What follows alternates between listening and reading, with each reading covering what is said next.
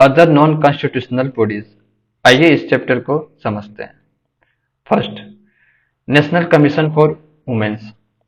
1992 में एनसीडब्ल्यू को वुमेन के राइट्स और इंटरेस्ट को प्रोटेक्ट करने के लिए एस्टेब्लिश किया गया था। ये committee on status of womens in India 1974 और national perspective plan for womens 1998 के रिकमेंडेशंस के बेसिस पर बना। ये ऑटोनॉमस बॉडी है जो स्टेटरी है, मतलब ये कॉन्स्टिट्यूशन के पार्ट नहीं है, पर national commission for women act 1990 के अंदर बनाया गया है। Ministry of women and child development इसकी नोडल मिनिस्ट्री है जो इसके काम को मॉनिटर करती है। आइए ऑब्जेक्टिव्स ऑफ एनसीडब्ल्यू को देखते हैं। एनसीडब्ल्यू का मेन एम है वुमेन के इशू को एड्रेस करना और उनके राइट्स को सेफगार्ड करना। इसे कुछ इंपॉर्टेंट ऑब्जेक्टिव्स है, जैसे रिवाइव कॉन्स्टिट्यूशनल और लीगल सेफगार्ड। एनसीडब्ल्यू को ये चेक करना होता है कि वुमेन के लिए जो कॉन्स्टिट्यूशनल और लीगल प्रोटेक्शन है वो इफेक्टिवली काम कर रहे हैं या नहीं। Recommends remedial legislative measures. अगर एनसीडब्ल्यू को लगता है कि वुमेन के राइट्स को सेफगार्ड करने वाले लॉज वीक हैं, तो वो गवर्नमेंट को सजेशन दे सकते हैं कि वो न्यूज लॉज बनाए जाए या एग्जिस्टिंग लॉ को स्ट्रेंथन किया जाए। Facilitate the redressal of grievances. NCW women के ग्रीवेंसेस को एड्रेस करने में मदद करता है। जैसे अगर उनके राइट्स वायलेट हो रहे हैं तो वो एनसीडब्ल्यू के पास अपनी कंप्लेंट रजिस्टर कर सकती है। Advise the government on policy matter affecting women. NCW government को पॉलिसी एडवाइस देते हैं जो वुमेन के वेलफेयर से रिलेटेड होते हैं, जैसे women health, education, employment etcetera. अब कंपोजिशन ऑफ एनसीडब्ल्यू को देखते हैं। एनसीडब्ल्यू एक मल्टी मेंबर बॉडी है जो सेंट्रल गवर्नमेंट के थ्रू नॉमिनेट की जाती है। इसमें कुछ की पोजीशंस है, जैसे चेयरपर्सन। चेयरपर्सन वो वुमेन के इश्यूज के लिए कमिटेड होने चाहिए। उनका रोल है एनसीडब्ल्यू की एक्टिविटी को लीड करना और इंश्योर करना कि वुमेन के राइट्स इफेक्टिवली प्रोटेक्ट हो रहे हैं। 5 मेंबर। ये 5 मेंबर एक्सपीरियंस वाले लोग होते हैं जो वुमेन्स राइट या सोशल वेलफेयर से रिलेटेड फील्ड में काम कर चुके होते हैं। इनमें से कुछ लोग law, trade unionism, economic development, education से रिलेटेड होते हैं। At least 1 member is from SC/STs। NCW में शेड्यूल कास्ट और शेड्यूल ट्राइब से एक मेंबर होना जरूरी है। ये इंश्योर करता है कि बैकवर्ड कम्युनिटीज की वुमेन के इशू को भी प्रॉपरली एड्रेस किया जाए। Member secretary. मेंबर सेक्रेटरी को मैनेजमेंट और एडमिनिस्ट्रेशन का एक्सपर्टाइज होना चाहिए। ये ऑफिसर सिविल सर्विस से होते हैं और एनसीडब्ल्यू के डेली ऑपरेशन को मैनेज करते हैं। अब बात करते हैं कुछ की टर्म्स की। ऑटोनॉमस। एनसीडब्ल्यू को गवर्नमेंट के डायरेक्ट कंट्रोल से इंडिपेंडेंट होना होता है ताकि वो अपने डिसीजन अनबायस तरीके से ले सके। Member secretary. ये एक एडमिनिस्ट्रेटिव रोल है जो बॉडी के डे टू डे फंक्शन को हैंडल करता है। ये यूजुअली सिविल सर्विस से होते हैं। अब बात करते हैं tenure, resignation and salaries of NCW members. Tenure. NCW के मेंबर का टेन्यूर 3 साल होता है। इसका मतलब है कि एक बार जब मेंबर को अपॉइंट किया जाता तो वो 3 साल तक अपनी ड्यूटीज को परफॉर्म करते हैं। रेजिग्नेशन। अगर कोई मेंबर रिजाइन करता है तो उसे सेंट्रल गवर्नमेंट को अपनी रेजिग्नेशन देनी होती है।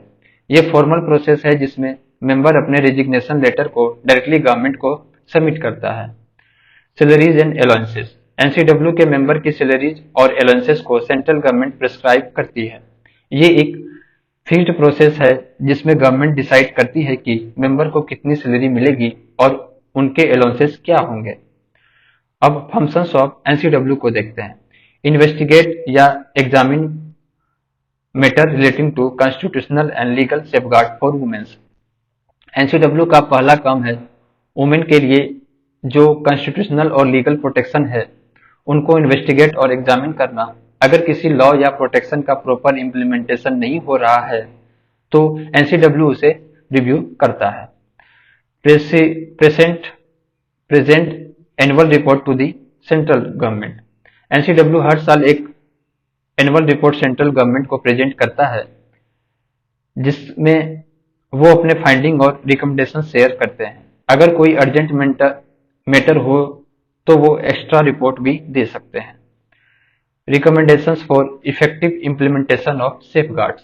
एनसीडब्ल्यू गवर्नमेंट को रिकमेंडेशंस देता है ताकि जो कॉन्स्टिट्यूशनल और लीगल सेफगार्ड हैं उनको और इफेक्टिवली इम्प्लीमेंट किया जा सके। Suo moto notice on violation of womens right.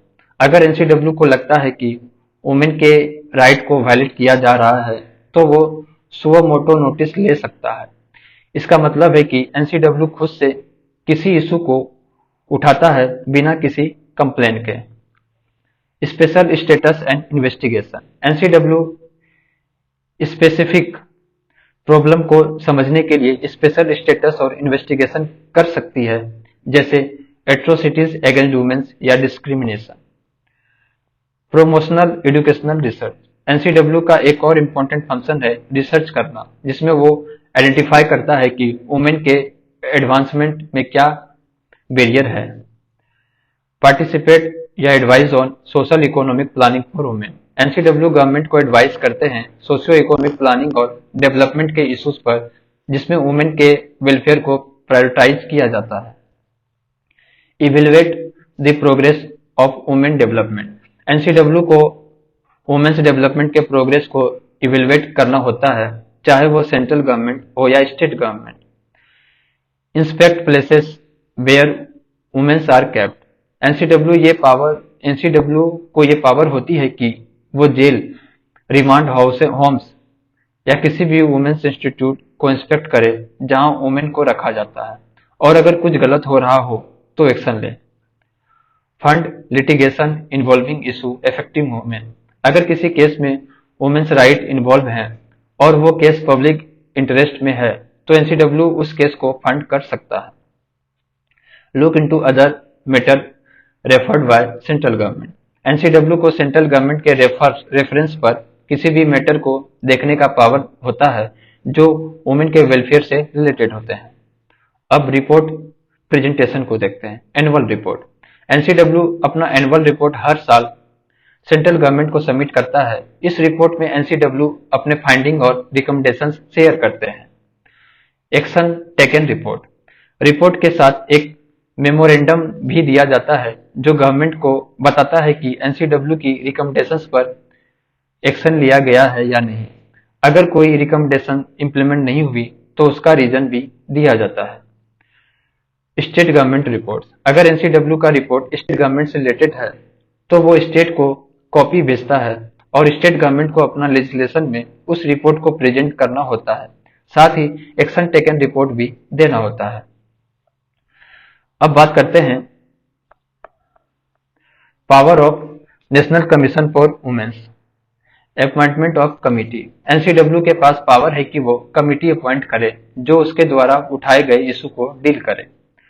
Regulate procedure. NCW अपने प्रोसीजर को रेगुलेट करता है, मतलब वो डिसाइड करता है कि किस तरह से वो काम करेगा और उसके कमिटी कैसे काम करेगी। Consultation on major policies matter. Central government को एनसीडब्ल्यू से कंसल्टेशन करनी होती है जब भी कोई मेजर पॉलिसी बनाई जाती है जो वुमेन के इशू से रिलेटेड होती है। अब वर्किंग ऑफ एनसीडब्ल्यू को देखते हैं। एनसीडब्ल्यू कंप्लेंट को वर्बली या राइटिंग में रिसीव कर सकता है। अगर एनसीडब्ल्यू को खुद से लगता है कि कोई इशू वुमेन के राइट्स को वायलेट कर रहा है तो वो सो मोटो नोटिस ले सकता है। एनसीडब्ल्यू के पास 23 हेड हैं अंडर जिसमें कंप्लेन रजिस्टर की जा सकती है, जैसे rape, acid attack, sexual harassment, dowry death etcetera. Action on complain को देखते हैं। Police apathy. अगर पुलिस को किसी केस में एपेथी यानी कि इंडिफरेंस दिखती है तो एनसीडब्ल्यू इन्वेस्टिगेशन के लिए पुलिस को भेजता है और केस को मॉनिटर करता है। Family dispute. अगर कोई फैमिली डिस्प्यूट होता है तो एनसीडब्ल्यू काउंसलिंग के थ्रू रिकॉन्सिलिएशन करने की कोशिश करता है। Disaggregated data to state authority. NCW disaggregated data यानी कि specific data categorise by different criteria state authority को प्रोवाइड करता है ताकि वो प्रॉपर एक्शन ले सके। Sexual harassment complaints, NCW sexual harassment के केसेस को एक्सपेडाइट करने के लिए कंसर्न ऑर्गेनाइजेशन को अर्ज करता है और केस डिस्पोजल को मॉनिटर करता है। सीरियस क्राइम, अगर कोई सीरियस क्राइम होता है जैसे रेप या एसिड अटैक, तो एनसीडब्ल्यू इंक्वायरी कमेटी कंस्टिट्यूट करता है जो इमीडिएट रिलीफ और जस्टिस प्रोवाइड करते हैं। अब बात करते हैं पारिवारिक महिला लोक अदालत। पारिवारिक महिला लोक अदालत को एनसीडब्ल्यू ने डिस्ट्रिक्ट लीगल सर्विस अथॉरिटी के एफर्ट को सप्लीमेंट करने के लिए एस्टेब्लिश किया है। यह मॉडल लोक अदालत के सिमिलर काम को करता है। इसकी ऑब्जेक्टिव्स को देखते हैं। Speedy and cost free justice, इसका मेन एम है वुमेन की जल्दी और बिना किसी कॉस्ट के जस्टिस मिले। जनरेट अवेयरनेस, लोक अदालत का एम पब्लिक को अवेयर करना है कि डिस्प्यूट सेटलमेंट कोर्ट के बाहर भी हो सकता है। Encourage dispute settlement outside court, लोक अदालत के थ्रू लोगों को इनकरेज किया जाता है कि वो अपने डिस्प्यूट को कोर्ट के बाहर रिजॉल्व करे, जो टाइम और कॉस्ट दोनों सेव करे। एम्पावरमेंट ऑफ पब्लिक, ये सिस्टम लोगों को एम्पावर करता है, खासकर वुमेन को, ताकि वो जस्टिस डिलीवरी में एक्टिवली पार्टिसिपेट कर सके। अब बात करते हैं national commission for Protection of child rights establishment, autonomous and स्टेटरी body. NCPCR एक ऑटोनोमस स्टेटरी बॉडी है जो national commission for Protection of child right act 2005 के अंदर बनाई गई थी। ये कॉन्स्टिट्यूशनल बॉडी नहीं है, मतलब इसकी अथॉरिटी डायरेक्ट कॉन्स्टिट्यूशन से नहीं आती, बल्कि एक स्पेसिफिक लॉ के थ्रू स्टेब्लिश की गई है। स्टेब्लिश्ड इन 2007, इसका मेन एम है चाइल्ड राइट्स को प्रोटेक्ट, प्रमोट और सेफगार्ड करना। Nodal ministry, ministry of women and child development, इसकी नोडल मिनिस्ट्री है जो एनसीपीसीआर के काम को सुपरवाइज करती है। अब चाइल्ड राइट्स को देखते हैं। United nation convention on rights of the child में 1989 में चिल्ड्रन के राइट्स डिफाइन किए गए थे, जिसे इंडिया ने 1992 में रेक्टिफाई किया था। चाइल्ड का डिफिनेशन है any women being under the age of 18। जैसे अगर एक बच्चा 17 साल का है तो उसके पास चाइल्ड राइट्स हैं, जो कि एनसीपीसीआर इंश्योर करता है। अब ऑब्जेक्टिव्स ऑफ एनसीपीसीआर को देखते हैं। Review constitutional and legal safeguard for children. NCPCR का पहला ऑब्जेक्टिव है वो चिल्ड्रन के लिए जो कॉन्स्टिट्यूशनल और लीगल सेफगार्ड हैं उनका रिव्यू करे। Align law and policies with child rights. NCPCR ensure करता है कि सभी लॉज, पॉलिसीज और प्रोग्राम जो चिल्ड्रन के लिए हैं वो यूएनसीआरसी के गाइडलाइंस के अकॉर्डिंग हो। Facilitate grievance redressal. एनसीपीसीआर का एक और इम्पोर्टेंट फंक्शन है कि वो ग्रीवेंसेस को हैंडल करे जो बच्चों के राइट्स वायलेशन से रिलेटेड होते हैं। अब composition of NCPCR. Multi member body. NCPCR एक मल्टी मेंबर बॉडी है जिसमें मेंबर को सेंट्रल गवर्नमेंट नॉमिनेट करती है।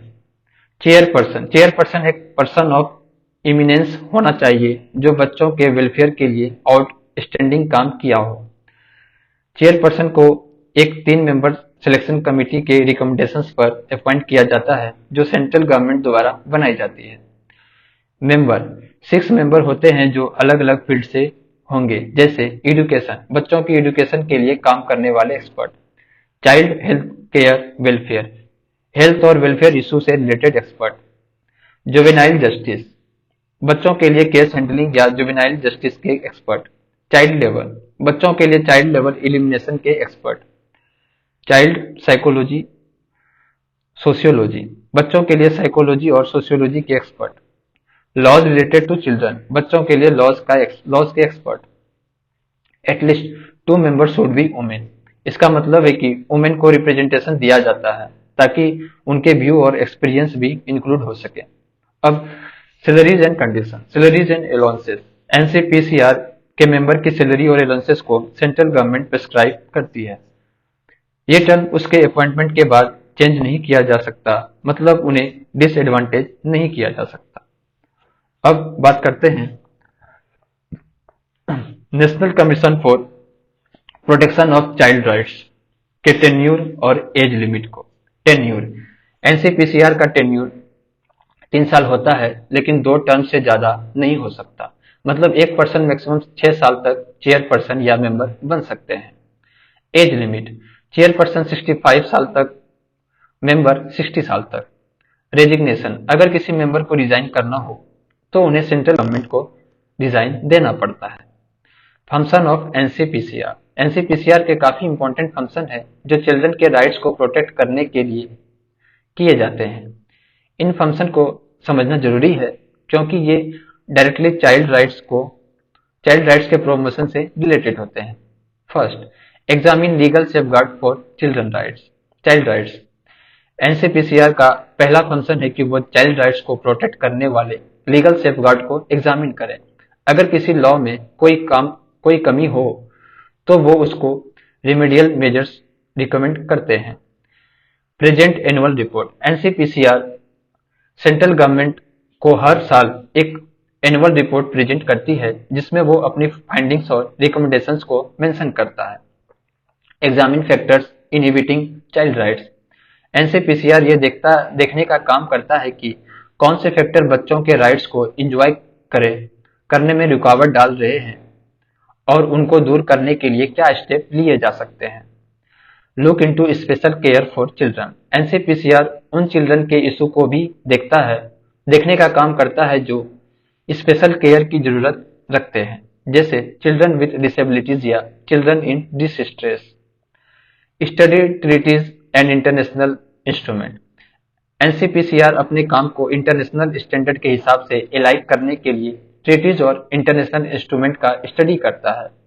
ये इंश्योर करता है कि इंडिया के लॉज ग्लोबल स्टैंडर्ड्स के अकॉर्डिंग हो। Promote research in child rights, NCPCR research को प्रमोट करता है ताकि चाइल्ड राइट्स के फील्ड में नए इंसाइट मिल सके और बेटर सॉल्यूशन डेवलप हो सके। Child right literacy and awareness, NCPCR public को चाइल्ड राइट लिटरेसी देने का काम करता है ताकि लोग अपने राइट्स के बारे में अवेयर हो सके। Inspect juvenile custodial homes, NCPCR का एक और फंक्शन है कि वो जुवेनाइल कस्टडी होम या चिल्ड्रन के डिटेंशन सेंटर की इंस्पेक्शन करे। अगर किसी इंस्टीट्यूशन में चिल्ड्रन के राइट्स वायलेट हो रहे हैं तो एनसीपीसीआर रिमेडियल एक्शन लेता है।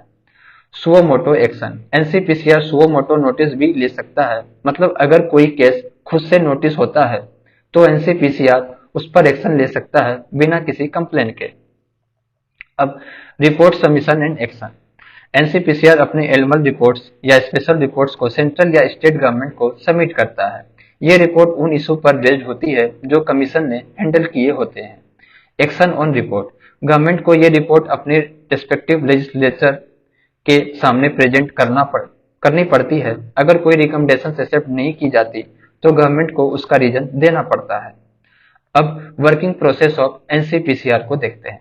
इंक्वायरी एंड इन्वेस्टिगेशन, एनसीपीसीआर जब किसी मैटर को इंक्वायर करते हैं तो वो इन्वेस्टिगेशन के बाद कुछ स्टेप्स लेते हैं, जैसे प्रीसीडिंग इनिशिएशन। अगर किसी पर्सन ने चाइल्ड राइट्स वायलेट किए हैं तो एनसीपीसीआर कंसर्न अथॉरिटी को उसके अगेंस्ट प्रोसीडिंग इनिशिएट करने के लिए रिकमेंडेशन करता है। Approach supreme court and high court, अगर जरूरत हो तो एनसीपीसीआर सुप्रीम कोर्ट या हाई कोर्ट से डायरेक्शन या ऑर्डर लेने के लिए अप्रोच कर सकता है।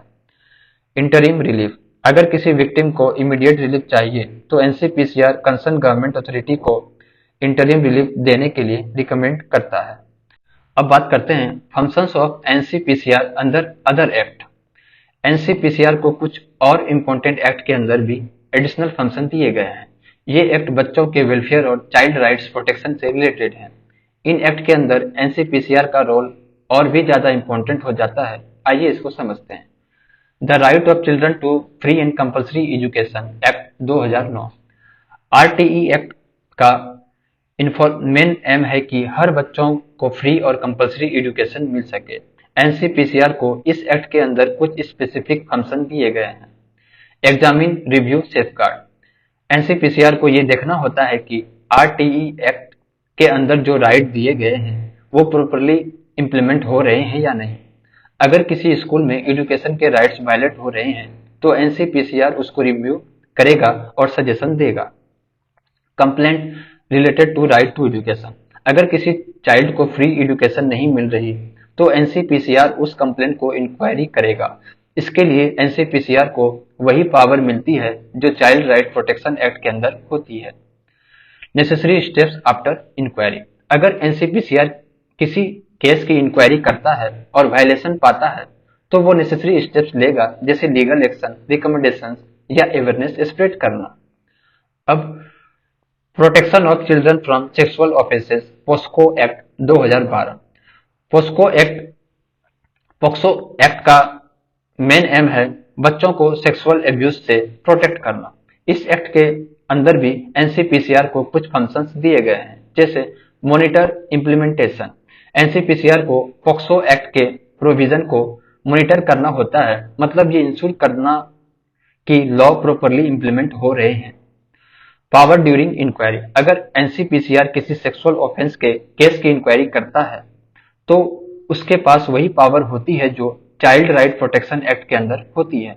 ये पावर एनसीपीसीआर को इंक्वायरी और इन्वेस्टिगेशन में हेल्प करती है। एनुअल रिपोर्ट, एनसीपीसीआर अपनी एनुअल रिपोर्ट में पॉक्सो एक्ट के इम्प्लीमेंटेशन के बारे में भी डिटेल प्रोवाइड करता है। अब the juvenile justice care and protection act 2015। Juvenile justice act का मेन एम है जुवेनाइल ऑफेंडर को केयर और प्रोटेक्शन देना। इस एक्ट के अंदर भी एनसीपीसीआर को कुछ फंक्शन दिए गए हैं। मॉनिटर इम्प्लीमेंटेशन, एनसीपीसीआर जो जुवेनाइल जस्टिस एक्ट के प्रोविजन को मॉनिटर करना होता है, ये इंश्योर करना कि जुवेनाइल ऑफेंडर को प्रॉपर केयर और प्रोटेक्शन मिल रहे हैं। पावर ड्यूरिंग इंक्वायरी, एनसीपीसीआर को इस एक्ट के अंदर भी वही पावर मिलती है जो चाइल्ड राइट प्रोटेक्शन एक्ट के अंदर होती है। मतलब अगर किसी जुवेनाइल केस की इंक्वायरी होती है तो एनसीपीसीआर को इंक्वायरी पावर मिलती है। एनुअल रिपोर्ट, एनसीपीसीआर अपनी एनुअल रिपोर्ट में जुवेनाइल जस्टिस एक्ट के अंदर की गई एक्टिविटी को मेंशन करता है। अब state Commission for Protection of child rights को देखते हैं। State Commission for Protection of child rights का काम national commission for Protection of child rights के सिमिलर होता है, लेकिन ये स्टेट लेवल पर काम करती है। एससीपीसीआर को स्टेट गवर्नमेंट बनाता है और ये स्टेट गवर्नमेंट को एनुअल रिपोर्ट प्रेजेंट करता है। आइए इसके की टर्म्स और कॉन्सेप्ट को देखते हैं। Right to education, right to education act के तहत हर चाइल्ड को फ्री और कंपल्सरी एजुकेशन मिलनी चाहिए। पॉक्सो एक्ट, पॉक्सो एक्ट का मेन एम है बच्चों को सेक्सुअल एब्यूज से प्रोटेक्ट करना। जुवेनाइल जस्टिस एक्ट, ये एक्ट जुवेनाइल ऑफेंडर को केयर और प्रोटेक्शन देने के लिए बनाए गए हैं। अब बात करते हैं चिल्ड्रन कोर्ट। चिल्ड्रन कोर्ट को commission for Protection of child right act 2005 के तहत स्टेब्लिश किया गया है। ये कोर्ट बच्चों के ऊपर होने वाले ऑफेंसेस और चाइल्ड राइट वायलेशन को स्पीडी ट्रायल देने के लिए बनाई गई है। आइए इसके फंक्शन और फीचर्स को समझते हैं। एस्टेब्लिशमेंट, चिल्ड्रन कोर्ट का एस्टेब्लिशमेंट स्टेट गवर्नमेंट के अंदर होता है, लेकिन ये कोर्ट तभी बन सकता है जब chief justice of high court से अप्रूवल मिलती है। जुरिस्डिक्शन, हर डिस्ट्रिक्ट कोर्ट में कोर्ट ऑफ सेशन को चिल्ड्रन कोर्ट के रूप में डिजाइनेटेड किया जा सकता है। ये कोर्ट चाइल्ड रिलेटेड ऑफेंसेस को जल्दी से सॉल्व करने के लिए बनाई गई है। Public prosecutor, her children court के लिए एक स्पेशल पब्लिक प्रोसिक्यूटर अपॉइंट किया जाता है। यह प्रोसिक्यूटर वो होता है जो 7 साल से एडवोकेट प्रैक्टिस कर रहे होते हैं। अब नेशनल कमीशन फॉर माइनॉरिटीज को देखते हैं। नेशनल कमीशन फॉर माइनॉरिटीज का पर्पज है माइनॉरिटी कम्युनिटी के इंटरेस्ट को प्रोटेक्ट करना और उनके राइट्स को सेफगार्ड करना। यह कमीशन 1978 में स्टेब्लिश हुआ था और 1992 में स्टेटरी बॉडी बना। आइए इसके की फीचर्स को देखते हैं। एनसीएम को 1978 में मिनिस्ट्री ऑफ होम अफेयर ने एग्जीक्यूटिव रिजोल्यूशन के थ्रू स्टेब्लिश किया था, लेकिन 1992 में इसे स्टेटरी बॉडी बना दिया गया under the national commission for minority act 1992। Minority communities, NCM का काम माइनॉरिटी कम्युनिटीज के लिए होता है। मुस्लिम, क्रिश्चियन, सिख, बुद्धिस्ट, ज़ेरोएस्ट्रियन यानी कि पारसीज और जैन को माइनॉरिटी कम्युनिटीज के रूप में नोटिफाई किया गया है। कंपोजिशन: एनसीएम का कंपोजिशन मल्टी मेंबर बॉडी का होता है जिसमें चेयरपर्सन, वाइस चेयरपर्सन और 5 मेंबर होते हैं। एटलीस्ट 5 मेंबर को माइनॉरिटी कम्युनिटीज से होना जरूरी है। ये मेंबर इमिनेंस, इंटीग्रिटी इंटीग्रिटी और एबिलिटी के बेसिस पर सिलेक्ट किए जाते हैं। टेन्यूर की बात करें तो एनसीडब्ल्यू के मेंबर का टेन्यूर 3 साल होता है और मैक्सिमम 2 टर्म्स के लिए उन्हें अपॉइंट किया जा सकता है। अब फंक्शन ऑफ एनसीएम को देखते हैं। इवेलुएट माइनॉरिटी डेवलपमेंट: एनसीएम को ये इवेलुएट करना होता है कि माइनॉरिटी कम्युनिटीज का डेवलपमेंट कैसा हो रहा है, चाहे वो यूनियन लेवल पर हो या स्टेट लेवल पर। मॉनिटर कॉन्स्टिट्यूशनल सेफगार्ड: एनसीएम को ये इंश्योर करना होता है कि कॉन्स्टिट्यूशनल और लीगल सेफगार्ड माइनॉरिटी के लिए प्रॉपरली इंप्लीमेंट हो रहा है। कंप्लेंट्स एंड स्टडीज: एनसीएम को स्पेसिफिक कंप्लेंट को देखने होता है जिसमें माइनॉरिटीज के राइट्स की वायलेशन हो रही है। एनसीएम स्टडीज और रिसर्च भी कंडक्ट करते हैं जो माइनॉरिटी कम्युनिटीज के सोशियो इकोनॉमिक और एजुकेशनल डेवलपमेंट से रिलेटेड होती है। रिपोर्ट्स: एनसीएम अपनी एनुअल रिपोर्ट सेंट्रल गवर्नमेंट को प्रेजेंट करता है और अगर किसी स्टेट गवर्नमेंट के रिलेटेड इशू है तो रिपोर्ट को स्टेट गवर्नमेंट के पास भेजा जाता है।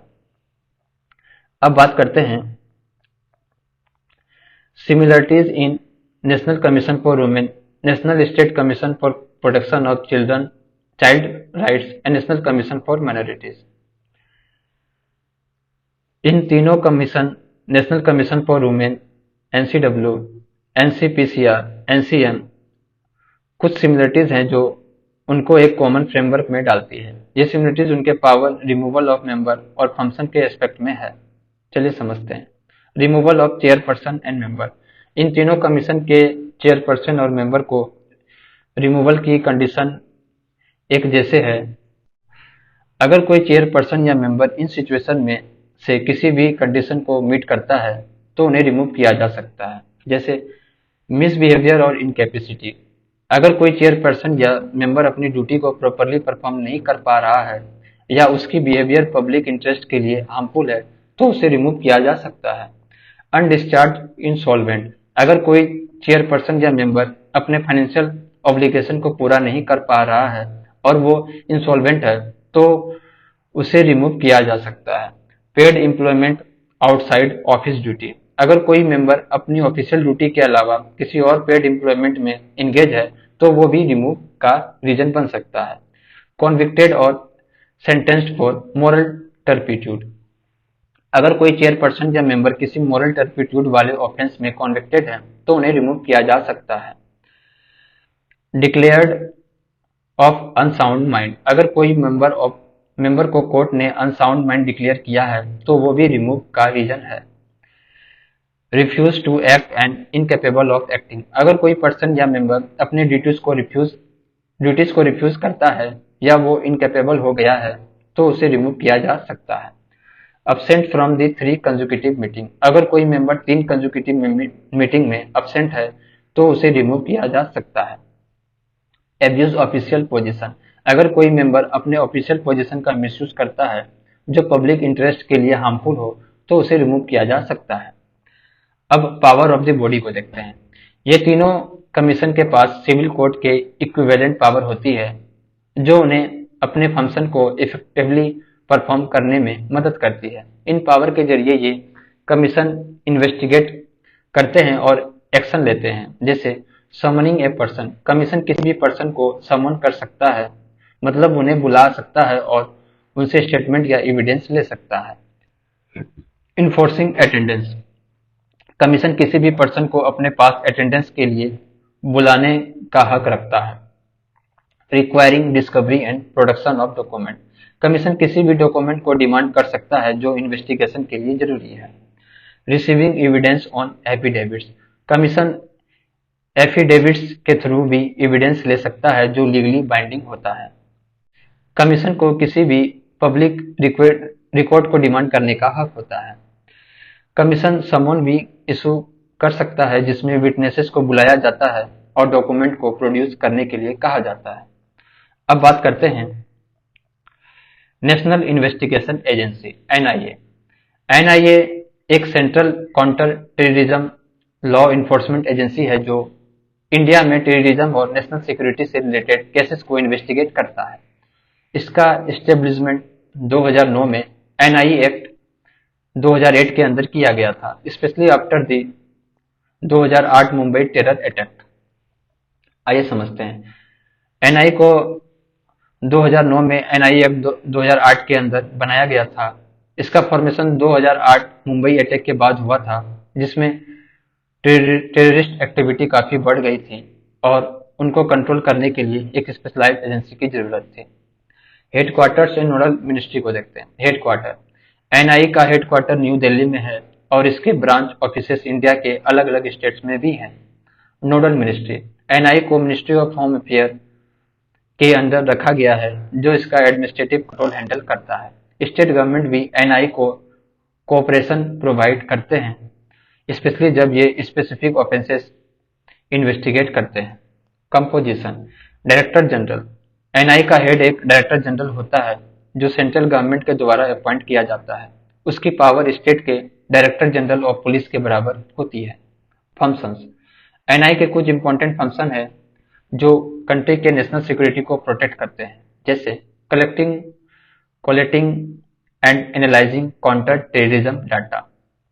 एनआई टेररिज्म से रिलेटेड इंफॉर्मेशन को कलेक्ट, एनालाइज और कोऑर्डिनेट करते हैं।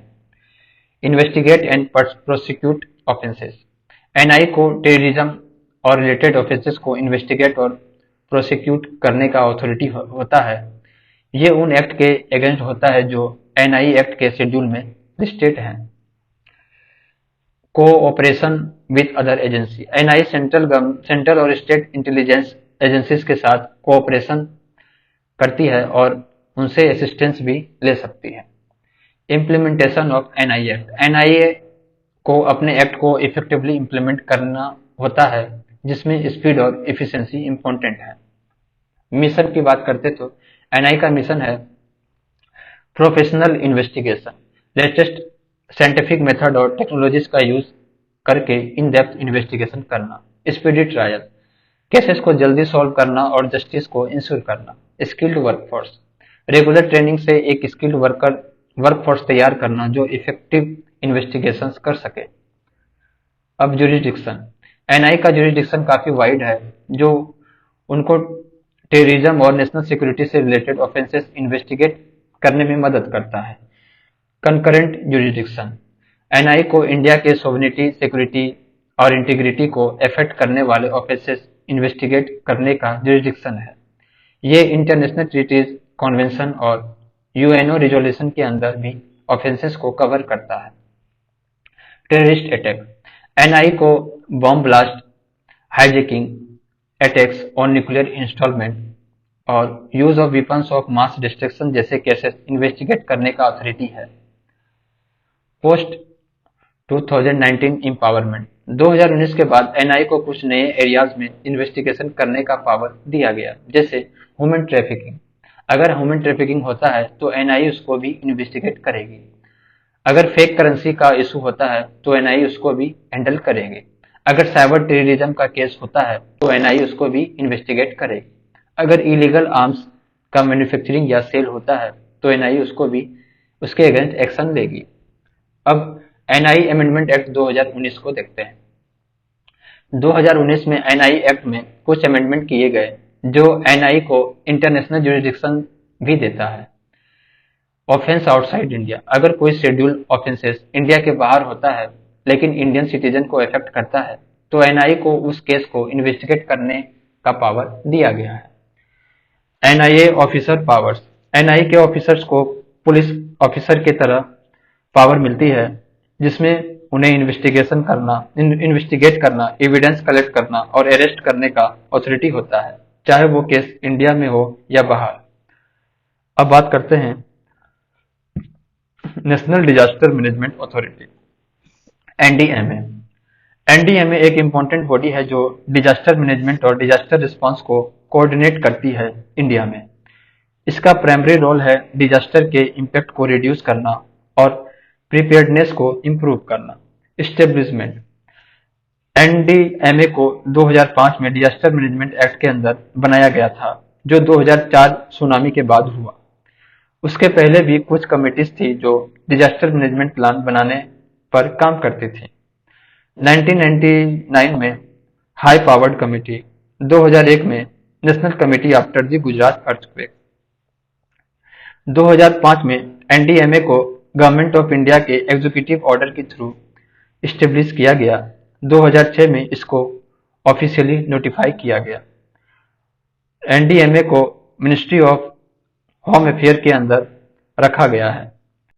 Objectives of NDMA. एनडीएमए के कुछ की ऑब्जेक्टिव्स है जो डिजास्टर मैनेजमेंट को बेटर बनाने में मदद करती है।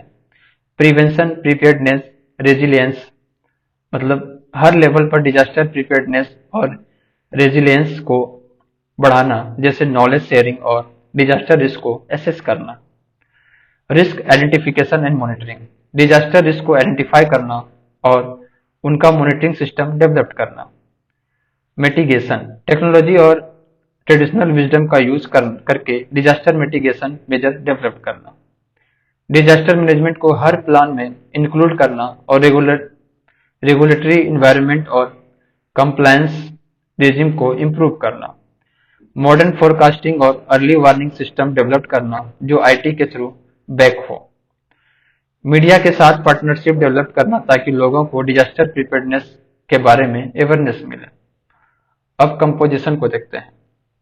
चेयरपर्सन, एनडीएमए का चेयरपर्सन हमेशा प्राइम मिनिस्टर होता है, जो एक्स ऑफिशियो चेयरपर्सन होता है।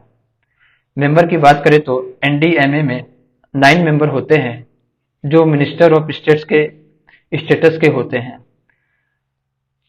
एपीएम इन मेंबर को नॉमिनेट करते हैं और एक वाइस चेयरमैन को डिजाइन करते हैं जो कैबिनेट मिनिस्ट्री के स्टेटस का होता है।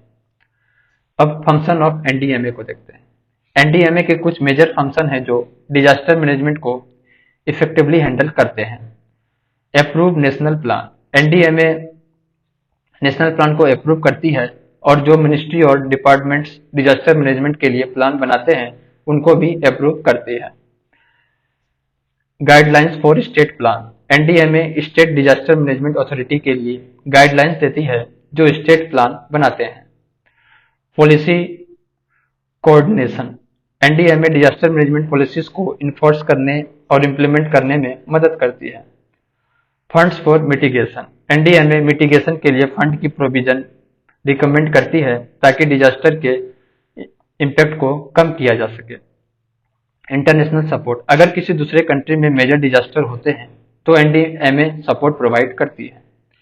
Disaster preparedness and capacity building, NDMA disaster preparedness और कैपेसिटी बिल्डिंग के लिए मेजर्स रिकमेंड करते हैं। Relief measures, NDMA minimum standard of relief को डिफाइन करती है जो डिजास्टर अफेक्टेड लोगों को प्रोवाइड किए जाते हैं। लोन रीपेमेंट रिलीफ, डिजास्टर के अफेक्टेड लोगों को लोन रीपेमेंट रिलीफ या कंसेशनल लोन प्रोवाइड करने के लिए एनडीएमए रिकमेंड करती है। NDRF control, NDMA national disaster response factor का जनरल सुपरिटेंडेंस और कंट्रोल रखती है। अब बात करते हैं स्टेट डिजास्टर मैनेजमेंट अथॉरिटी, एचडीएमए। एचडीएमए एक इम्पोर्टेंट बॉडी है जो हर स्टेट में डिजास्टर मैनेजमेंट को इफेक्टिवली हैंडल करती है। ये डिजास्टर मैनेजमेंट एक्ट 2005 के अंदर एस्टेब्लिश की गई थी और इसका मेन गोल है डिजास्टर के इम्पैक्ट को मिनिमाइज करना और प्रिपेयर्डनेस को इम्प्रूव करना at state level. Disaster management act 2005 के अंदर हर स्टेट गवर्नमेंट को अपना एचडीएमए एस्टेब्लिश करना होता है। एचडीएमए का state specific disaster management plan बनाने, इम्प्लीमेंट करने और मॉनिटर करने का काम दिया गया है। कंपोजिशन को देखते हैं। चेयरपर्सन, हर स्टेट का chief minister ex officio chairperson होता है एचडीएमए का। मेंबर, एचडीएमए में मैक्सिमम 9 मेंबर होते हैं। इन मेंबर को चेयरपर्सन नॉमिनेट करते हैं। टोटल मेंबर का नंबर 8 से ज्यादा नहीं हो सकता। वाइस चेयरपर्सन, चेयरपर्सन इन मेंबर में से एक को वाइस वाइस चेयरपर्सन डिजाइन करते हैं। Ex officio member, chairperson of state educative committee भी एक्स ऑफिशियो मेंबर होते हैं एसडीएमए का, और वो एसडीएमए का चीफ एजुकेटिव ऑफिसर यानी कि सीईओ भी होते हैं। फंक्शन ऑफ एसडीएमए को देखते हैं। एसडीएमए का फंक्शंस काफी सिमिलर होते हैं नेशनल डिजास्टर मैनेजमेंट अथॉरिटी के फंक्शन से, लेकिन ये स्टेट लेवल पे फोकस होते हैं। स्टेट प्लान अप्रूवल, एसडीएमए को अपने स्टेट के लिए डिजास्टर मैनेजमेंट प्लान अप्रूव करने का काम होता है। ये प्लान्स स्टेट के स्पेसिफिक रिस्क और नीड्स के अकॉर्डिंग बनाए जाते हैं। Guidelines for district plan, SDMA district disaster management authority को गाइडलाइंस देती है ताकि हर डिस्ट्रिक्ट का अपना डिजास्टर मैनेजमेंट प्लान बन सके। कोऑर्डिनेशन एंड इम्प्लीमेंटेशन, एसडीएमए को डिजास्टर मैनेजमेंट पॉलिसीज को इम्प्लीमेंट करना होता है और कोऑर्डिनेटिंग बॉडी का रोल प्ले करना होता है between various state department, local authorities और NGOs. Funding for mitigation, SDMA को डिजास्टर मिटिगेशन के लिए फंड की प्रोविजन रिकमेंड करनी होती है। ये फंड्स डिजास्टर रिस्क रिडक्शन और मिटिगेशन प्रोजेक्ट के लिए यूज होते हैं। कैपेसिटी बिल्डिंग, एसडीएमए को डिजास्टर प्रिपेयर्डनेस और कैपेसिटी बिल्डिंग के लिए मेजर लेने होते हैं। ये मेजर्स इंक्लूड करते हैं ट्रेनिंग प्रोग्राम, अवेयरनेस कैंपेन और community based disaster management initiative. Relief measure, SDMA को रिलीफ ऑपरेशन को मॉनिटर करना होता है और इंश्योर करना होता है कि maximum standard of living provide हो, जैसे food, minimum standard of living relief provide हो, जैसे food, shelter, medical assistance etcetera. अब बात करते हैं district disaster management authority. District disaster management authority एक इम्पॉर्टेंट बॉडी है जो हर डिस्ट्रिक्ट में डिजास्टर मैनेजमेंट के टास्क को हैंडल करती है। ये बॉडी डिजास्टर मैनेजमेंट एक्ट 2005 के अंदर बनाई गई थी और इसका मेन गोल है डिजास्टर प्रिपेयर्डनेस, रिस्पॉन्स, मिटिगेशन को इंश्योर करना at the district level. Disaster management act 2005 के अंदर हर स्टेट गवर्नमेंट को अपने हर डिस्ट्रिक्ट के लिए डीडीएमए एस्टेब्लिश करना होता है। डीडीएमए का काम है डिस्ट्रिक्ट के डिजास्टर मैनेजमेंट प्लान को प्रिपेयर करना और उनको इम्प्लीमेंट करना। कंपोजिशन को देखते हैं। डीडीएमए की कंपोजिशन कुछ इस तरह होती है जैसे एक्स ऑफिशियो चेयरमैन, चेयरपर्सन, हर डिस्ट्रिक्ट का कलेक्टर, डिस्ट्रिक्ट मजिस्ट्रेट या डिप्टी कमिश्नर डीडीएमए का चेयरपर्सन होता है। ये पर्सन डिस्ट्रिक्ट के एडमिनिस्ट्रेशन को हैंडल करते हैं और डिजास्टर मैनेजमेंट में लीड रोल प्ले करते हैं। को चेयरपर्सन, हर डिस्ट्रिक्ट में जिला परिषद है जो जिला परिषद का चेयरपर्सन को चेयरपर्सन होता है। मतलब जिला परिषद का चेयरपर्सन को पर्सन बनाया जाता है। अगर डिस्ट्रिक्ट ट्राइबल एरिया में है 6th शेड्यूल तो डिस्ट्रिक्ट काउंसिल का चीफ एजुकेटिव मेंबर को पर्सन होता है। मेंबर की बात करें तो chief educative officer, chief educative officer को स्टेट गवर्नमेंट अपॉइंट करता है और ये डीडीएमए के डे टू डे ऑपरेशन को हैंडल करता है। सुपरिटेंडेंट ऑफ पुलिस, डिस्ट्रिक्ट के लॉ और ऑर्डर को मेंटेन करने के लिए एसपी को डीडीएमए में मेंबर बनाया जाता है। Chief medical officer, health related issue को हैंडल करने के लिए सीएमओ को डीडीएमए में मेंबर बनाया जाता है। अदर डिस्ट्रिक्ट लेवल ऑफिसर जैसे स्टेट गवर्नमेंट और डिस्ट्रिक्ट के लोकल अथॉरिटीज के कुछ और ऑफिसर्स को भी डीडीएमए में अपॉइंट किया जाता है। अब फंक्शंस ऑफ डीडीएमए, डीडीएमए के काफी इंपॉर्टेंट फंक्शन होते हैं जो डिस्ट्रिक्ट लेवल पर डिजास्टर मैनेजमेंट को इंश्योर करते हैं। डिजास्टर मैनेजमेंट प्लान, डीडीएमए को अपने डिस्ट्रिक्ट के लिए डिजास्टर मैनेजमेंट प्लान बनाने का काम होता है। ये प्लान डिजास्टर रिस्पांस को भी इंक्लूड करता है जैसे कि flood, earthquake, cyclone etcetera. Policy coordination, DDMA को national policy, state policy, national plan, state plan और डिस्ट्रिक्ट प्लान को इम्प्लीमेंट करने और मॉनिटर करने होते हैं। ये इंश्योर करता है कि डिजास्टर मैनेजमेंट का फ्रेमवर्क हर लेवल पर अलाइव हो। वल्नरेबल एरिया आइडेंटिफिकेशन, डीडीएमए को अपने डिस्ट्रिक्ट में वल्नरेबल एरिया आइडेंटिफिकेशन करनी होती है। ये एरिया वो होते हैं जो डिजास्टर के लिए ज्यादा प्रोन होते हैं, जैसे flood prone area, landslide prone area. इन एरिया में प्रिवेंशन और मिटिगेशन मेजर्स को इम्प्लीमेंट किया जाता है। गाइडलाइंस फॉलोअप, डीडीएमए को एनडीएमए और एसडीएमए के गाइडलाइंस को फॉलो करना होता है और इंश्योर करना होता है कि डिस्ट्रिक्ट के डिपार्टमेंट और लोकल अथॉरिटीज भी इन गाइडलाइंस को फॉलो करें। ट्रेनिंग एंड अवेयरनेस, डीडीएमए को स्पेशलाइज्ड ट्रेनिंग प्रोग्राम ऑर्गेनाइज करनी होती है। ये प्रोग्राम लोकल अथॉरिटी और कम्युनिटी मेंबर को डिजास्टर प्रिपेयर्डनेस के लिए ट्रेन करती है। कम्युनिटी अवेयरनेस प्रोग्राम भी कंडक्ट किया जाता है ताकि लोग डिजास्टर के लिए प्रिपेयर्ड रहें। अर्ली वार्निंग सिस्टम, डीडीएमए को अपने डिस्ट्रिक्ट में अर्ली वार्निंग सिस्टम सेटअप करने होते हैं। ये सिस्टम लोगों को डिजास्टर को होने से पहले वार्न करते हैं, जैसे कि flood warning, earthquake alert etcetera. इससे लोग टाइम पर सेफ प्लेस पर जा सकते हैं। रिलीफ सेंटर, डीडीएमए को बिल्डिंग आइडेंटिफिकेशन करनी होती है जो रिलीफ सेंटर के रूप में यूज की जा सकती है। इन रिलीफ सेंटर में फूड, शेल्टर और मेडिकल फैसिलिटी प्रोवाइड की जाती है जब डिजास्टर होता है। Coordination with government and NGOs, DDMA को डिस्ट्रिक्ट लेवल पर गवर्नमेंट डिपार्टमेंट, स्टेटरी बॉडीज और एनजीओज के साथ कोऑर्डिनेशन करना होता है। ये इंश्योर करता है कि डिजास्टर रिलीफ ऑपरेशन स्मूथली चल सके। अब बात करते हैं bar council of India, BCI. BCI एक स्टेटरी और ऑटोनोमस बॉडी है जो एडवोकेट एक्ट 1961 के अंदर एस्टेब्लिश की गई थी। यह बॉडी इंडिया के लीगल प्रोफेशन को रेगुलेट करती है और एडवोकेट्स के राइट्स और ड्यूटीज को सेफगार्ड करती है। स्टेटरी body, bar council of India एक स्टेटरी बॉडी है, मतलब ये बॉडी लॉ के थ्रू बनाई गई है, स्पेशली एडवोकेट एक्ट 1961 के अंदर। बीसीआई का एस्टेब्लिशमेंट ऑल इंडिया बार कमिटी 1951 और लॉ कमीशन ऑफ इंडिया 1958 के रिकमेंडेशंस के बेसिस पर हुआ था। इन कमेटी ने ऑल इंडिया बार काउंसिल और स्टेट बार काउंसिल की नीड्स को हाईलाइट किया था। बीसीआई का नोडल मिनिस्ट्री है ministry of laws and justice, जो डिपार्टमेंट ऑफ लीगल अफेयर के अंदर आता है। अब कंपोजिशन को देखते हैं। बीसीआई की कंपोजिशन में इलेक्टेड और एक्स ऑफिशियो मेंबर होते हैं। इलेक्टेड मेंबर, हर स्टेट बार काउंसिल अपने मेंबर में से एक मेंबर को इलेक्ट करता है जो बीसीआई का मेंबर बनेगा। Ex officio member, attorney general of India ये बीसीआई का एक्स ऑफिशियो मेंबर होता है। सॉलिसिटर जनरल ऑफ इंडिया ये भी बीसीआई का एक्स ऑफिशियो मेंबर होता है।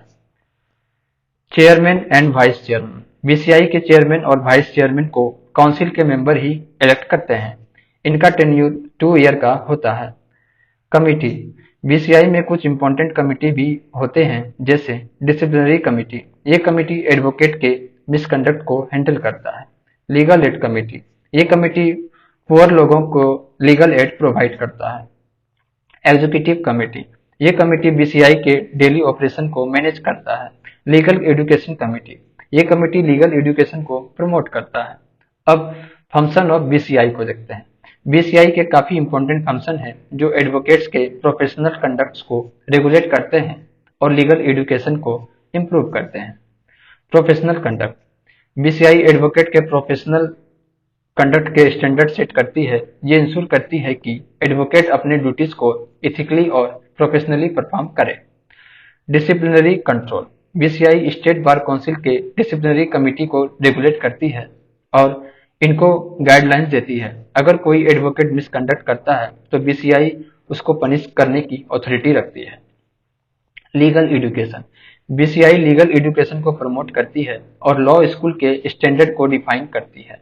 बीसीआई ये भी डिसाइड करती है कि कौन से यूनिवर्सिटीज के लॉ डिग्री को एडवोकेट बनने के लिए वैलिड क्वालिफिकेशन माना जाएगा। Seminar and talks, BCI seminar और टॉक्स ऑर्गेनाइज करती है जिसमें लीगल टॉपिक्स पे डिस्कशन होते हैं। ये इवेंट लॉयर्स और पब्लिक को लीगल अवेयरनेस प्रोवाइड करते हैं। Legal add, BCI legal aid के प्रोग्राम को प्रमोट करती है जिसमें पुअर और नीडी लोगों को फ्री लीगल सर्विस दी जाती है। Recognition of foreign qualification, BCI foreign law qualification को भी रेसिप्रोकल बेसिस पर रिकॉग्नाइज करती है। मतलब अगर किसी फॉरेन कंट्री का लॉ डिग्री इंडिया में वैलिड है तो उसे एडवोकेट बनने का चांस मिलता है। अब फंड्स एंड ग्रांट्स को देखते हैं। बीसीआई अपने फंक्शन को इफेक्टिवली परफॉर्म करने के लिए फंड और ग्रांट्स भी कलेक्ट करता है। वेलफेयर स्कीम, बीसीआई अपने वेलफेयर स्कीम को ऑर्गेनाइज करने के लिए फाइनेंशियल असिस्टेंस देता है। लीगल एड और एडवाइस देने के लिए बीसीआई को फंड मिलते हैं। Law libraries, BCI law libraries establish करने के लिए भी फंड प्रोवाइड करती है। ग्रांट्स एंड डोनेशन, बीसीआई को ग्रांट्स, डोनेशन और गिफ्ट भी मिलते हैं जो उसके वेलफेयर और लीगल एड प्रोग्राम के लिए यूज होते हैं। अब बात करते हैं state bar council SBC. SBC India में एडवोकेट एक्ट 1961 के अंदर स्टेब्लिश की गई थी। स्टेट बार काउंसिल का मेन काम है एडवोकेट्स को रेगुलेट करना, उनके राइट्स और सेफगार्ड करना और लीगल प्रोफेशन को प्रमोट करना। हर स्टेट या कुछ स्टेट के लिए एक कॉमन स्टेट बार काउंसिल होता है। एडवोकेट एक्ट 1961 के अंदर हर स्टेट के लिए एक स्टेट बार काउंसिल बनानी होती है। अगर दो या ज्यादा स्टेट का यूनियन टेरिटरीज के साथ का कॉमन इंटरेस्ट हो तो उनके लिए एक कॉमन स्टेट बार काउंसिल भी हो सकती है। 24 स्टेट बार काउंसिल इंडिया में करंटली एग्जिस्ट करती है जो हर स्टेट या यूनियन टेरिटरीज में एडवोकेट के प्रोफेशनल मैटर को हैंडल करती है। कंपोजिशन को देखते हैं। स्टेट बार काउंसिल का कंपोजिशन इलेक्टेड और एक्स ऑफिशियो मेंबर से मिलके बनता है। इलेक्टेड मेंबर, अगर स्टेट बार काउंसिल की इलेक्टोरल रोल 5000 से 10,000 के बीच है तो 20 मेंबर इलेक्ट किए जाते हैं। अगर इलेक्टोरल रोल 10,000 से ज्यादा है तो 25 मेंबर इलेक्ट किए जाते हैं। मेंबर को प्रोपोर्शनल रिप्रेजेंटेशन के थ्रू इलेक्ट किए जाते हैं, मतलब सिंगल ट्रांसफेरेबल वोट सिस्टम से। इसमें एक इम्पॉर्टेंट कंडीशन है कि half of the elected member को स्टेट रोल पर 10 ईयर का एक्सपीरियंस होना चाहिए। Ex officio member, advocated general of state, जो स्टेट बार काउंसिल का एक्स ऑफिशियो मेंबर होता है। अगर कॉमन एसबीसी है तो हर स्टेट का advocate general ex officio member होता है। दिल्ली स्टेट बार काउंसिल में additional solicitor general of India को एक्स ऑफिशियो मेंबर बनाया जाता है। Chairman and vice chairman, state bar council का चेयरमैन और वाइस चेयरमैन अपने मेंबर के बीच से इलेक्ट किए जाते हैं। टर्म ऑफ ऑफिस की बात करें तो इलेक्टेड मेंबर का टर्म 5 ईयर होता है। अगर किसी स्टेट बार काउंसिल ने अपने मेंबर का इलेक्शन टाइम पर नहीं किया तो बार काउंसिल ऑफ इंडिया उस टर्म को 6 मंथ के लिए एक्सटेंड कर सकता है। अब function of state bar council को देखते हैं। स्टेट बार काउंसिल का मेन काम है एडवोकेट्स को रेगुलेट करना और उनके वेलफेयर के लिए काम करना। स्टेट बार काउंसिल के कुछ इंपॉर्टेंट फंक्शंस ये हैं, जैसे admission of advocates. State bar council का काम है कि एडवोकेट्स को अपने रोल पर एडमिट करना, यानी जो भी पर्सन एडवोकेट बनना चाहते हैं उसको स्टेट बार काउंसिल के रोल पर रजिस्टर करना पड़ता है। मिसकंडक्ट केसेस, अगर कोई एडवोकेट मिसकंडक्ट करता है जैसे फ्रॉड या करप्शन तो एसबीसी उसके अगेंस्ट एक्शन लेती है। एसबीसी का डिसिप्लिनरी कम्युनिटी ऐसे केस को डील करता है। अब rights and interest of advocate, SBC का मेन काम है एडवोकेट्स के राइट को सेफगार्ड करना, उनकी प्रिविलेजेस को प्रोटेक्ट करना और उनके इंटरेस्ट को प्रमोट करना। Growth of bar association, SBC का काम है बार एसोसिएशन को प्रमोट करना। बार एसोसिएशन लॉयर के प्रोफेशनल ग्रोथ के लिए इंपॉर्टेंट होते हैं। Legal aid to poor, SBC को लीगल एड देना होता है जिसमें पुअर और नीडी लोगों को फ्री लीगल सर्विस मिलती है। Seminar and talks, SBC seminar और टॉक्स ऑर्गेनाइज करती है जिसमें लीगल टॉपिक्स पे डिस्कशन होते हैं। ये लॉयर और पब्लिक को लीगल अवेयरनेस देने में मदद करती है। Funds management, fund management, SBC अपने फंड को मैनेज और इन्वेस्ट करने के लिए रिस्पॉन्सिबल होती है। ये फंड लीगल एड और वेलफेयर स्कीम के लिए यूज किए जाते हैं। यूनिवर्सिटी इंस्पेक्शन, एसबीसी को ये रिस्पॉन्सिबिलिटीज दी गई है कि वो लॉज यूनिवर्सिटी को इंस्पेक्ट करें और बीसीआई के डायरेक्शन के अकॉर्डिंग उनका रिव्यू करें। अब बात करते हैं funds and grants in state bar council. State bar council अपने फंड्स को एस्टेब्लिश कर सकती है जो फाइनेंशियल असिस्टेंस प्रोवाइड करते हैं वेलफेयर स्कीम के लिए, लीगल एड देने के लिए और लॉ लाइब्रेरीज एस्टेब्लिश करने के लिए। Grants, donation and gift, state bar council को ग्रांट, डोनेशन और गिफ्ट भी मिल सकते हैं जो उनके वेलफेयर एक्टिविटी को सपोर्ट करते हैं। अब बात करते हैं types of advocates.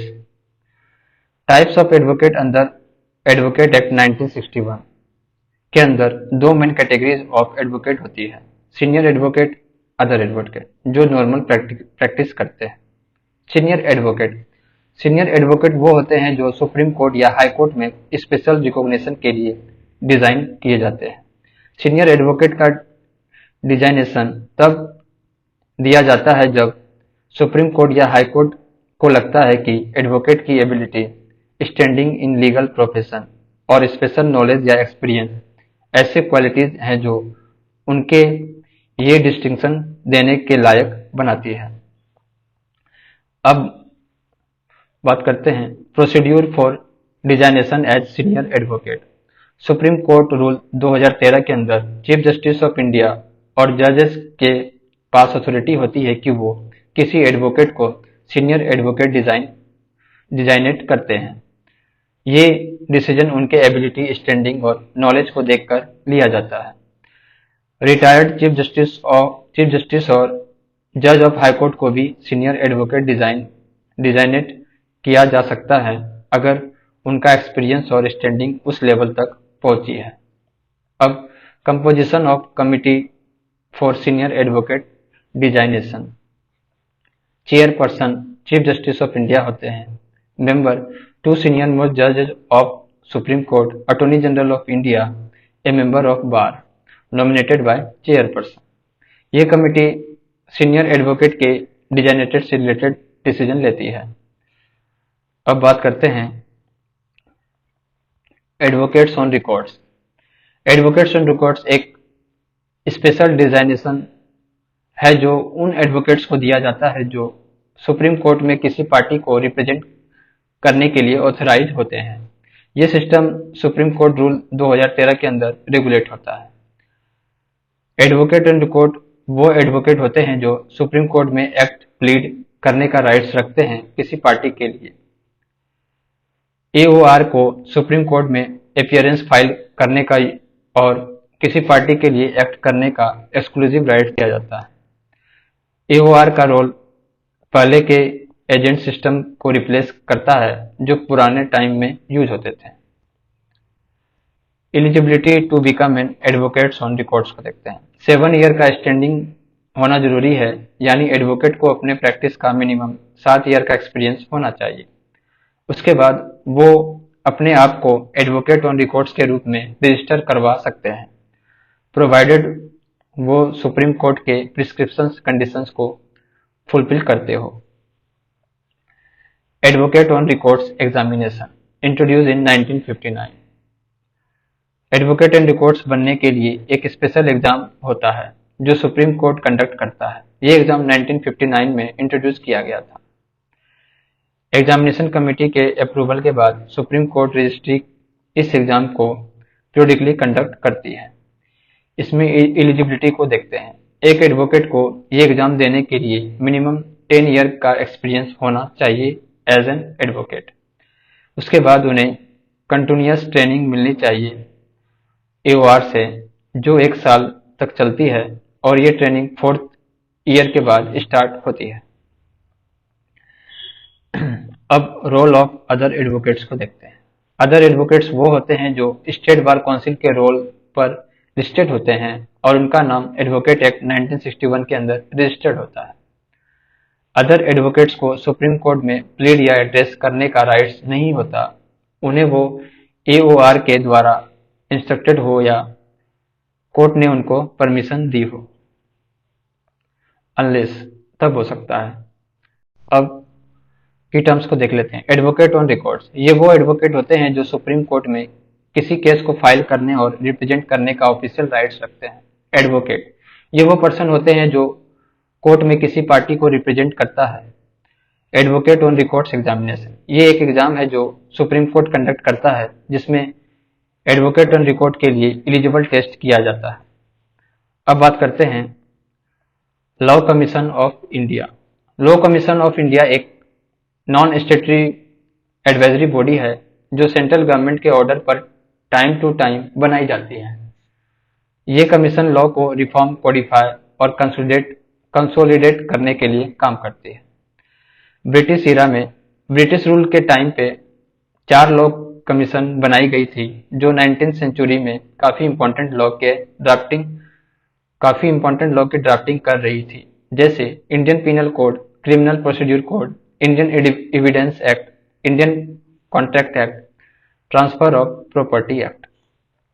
Post independent India का पहला लॉ कमीशन 1955 में बनाया गया था और उसका टेन्यूर 3 साल का था। इसके चेयरमैन थे MC स्टेलवार्ड, जो तब अटॉर्नी जनरल ऑफ इंडिया थे। करंट लॉ कमीशन, अभी 22nd लॉ कमीशन चल रहा है जो 2020-2024 तक का टेन्यूर रखता है। इसके चेयरमैन हैं जस्टिस ऋतुराज अवस्थी। अब कंपोजिशन ऑफ लॉ कमीशन को देखते हैं। चेयरपर्सन जनरली रिटायर्ड जज ऑफ सुप्रीम कोर्ट और हाई कोर्ट, लीगल एक्सपर्ट या जूरिस्ट होते हैं। फुल टाइम मेंबर्स, ये भी लीगल एक्सपर्ट होते हैं जो लॉ के डिफरेंट एरियाज में स्पेशलाइजेशन रखते हैं। मेंबर सेक्रेटरी, ये इंडियन लीगल सर्विस से होते हैं और एडिशनल सेक्रेटरी के रैंक पे होते हैं। पार्ट टाइम मेंबर्स, ये इमिनेंट लॉयर, स्कॉलर्स या स्पेशलाइज्ड लीगल प्रोफेशनल हो सकते हैं जो किसी स्पेसिफिक ब्रांच ऑफ लॉ में एक्सपर्ट होते हैं। अब फंक्शन ऑफ लॉ कमीशन को देखते हैं। लेजिस्लेटिव मेजर्स रिकमेंड करना, लॉ कमीशन गवर्नमेंट को न्यू लॉज या एग्जिस्टिंग लॉ को मॉडिफाई करने के लिए रिकमेंडेशंस देती है। ये रिकमेंडेशंस बाइंडिंग नहीं होते, मतलब गवर्नमेंट को इन्हें इम्प्लीमेंट करना मैंडेटरी नहीं होता। अब एग्जाम्पल देख लेते हैं, जैसे यूनिफॉर्म सिविल कोड के लिए लॉ कमीशन ने काफी बार रिकमेंडेशन दिए हैं, लेकिन गवर्नमेंट ने अब तक इस पे कोई फाइनल डिसीजन नहीं लिया है। अब वर्किंग ऑफ लॉ कमीशन को देखते हैं। लॉ कमीशन अपने रिपोर्ट को गवर्नमेंट को सबमिट करती है। इन रिपोर्ट को ministry of law and justice consider करते हैं और रिलीवेंट मिनिस्ट्रीज से कंसल्टेशन करने के बाद पार्लियामेंट को सबमिट करती है। लॉ कमीशन अपने रिपोर्ट को फुल कमीशन के मीटिंग में डिस्कस करती है और उनका स्क्रूटिनी होता है। अब बात करते हैं डिलिमिटेशन कमीशन। डिलिमिटेशन कमीशन का मतलब है टेरिटोरियल कंस्टिट्यूएंसीज के बाउंड्रीज या लिमिट को फिक्स करना। यह प्रोसेस एक हाई पावर्ड बॉडी के थ्रू होता है जिसे हम डिलिमिटेशन कमीशन या बाउंड्री कमीशन कहते हैं। इसका नाम है एक और फेयर और रिप्रेजेंटेटिव इलेक्शन सिस्टम को इंश्योर करना। इसका काम है फेयर और रिप्रेजेंटेटिव इलेक्शन सिस्टम को इंश्योर करना। आइए समझते हैं। Rational for delimitation, fair election. Delimitation ensure करता है कि हर कंस्टिट्यूएंसीज को प्रॉपर रिप्रेजेंटेशन मिले, जिसमें हर वोटर का वोट इक्वल वेटेज रखे। यह सिस्टम सिंगल मेंबर कंस्टिट्यूएंसीज का यूज करता है, जिसमें हर कंस्टिट्यूएंसी से एक रिप्रेजेंटेटिव इलेक्ट होते हैं। टेरिटोरियल रिप्रेजेंटेशन, ये एक ऐसा सिस्टम का पार्ट है जिसमें हर एरिया को अपने रिप्रेजेंटेटिव मिलता है जो उनके इशू को सॉल्व करे।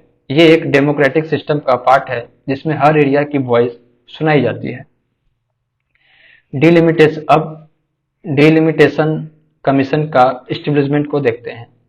डिलिमिटेशन कमीशन एक स्टेटरी बॉडी है, मतलब ये लॉ के थ्रू बनाया गया है, कॉन्स्टिट्यूशन के थ्रू नहीं।